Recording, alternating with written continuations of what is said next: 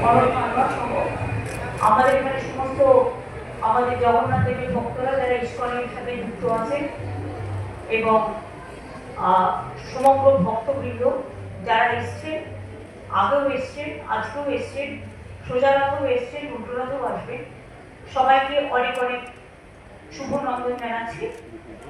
আমিও সোজা রথে আসতে পারিনি বলে, কারণ আমি যেহেতু প্রথম আমাদের রথযাত্রা হচ্ছে জগন্নাথ ধামে দীঘায়, তাই সেখানে আমরা ছিলাম বলে আসতে পারিনি বলেই আজকে আমার এখানে দর্শন করতে আসা।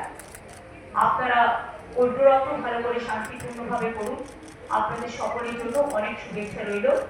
জগন্নাথ দেবের কাছে আমাদের একটাই কথা, তার মন্ত্র অনুযায়ী ওম নীলাচল নিবাসায় বিদ্যায় পরমন্তরে বলভদ্র সুভদ্রাভং জগন্নাথায় তে নমঃ।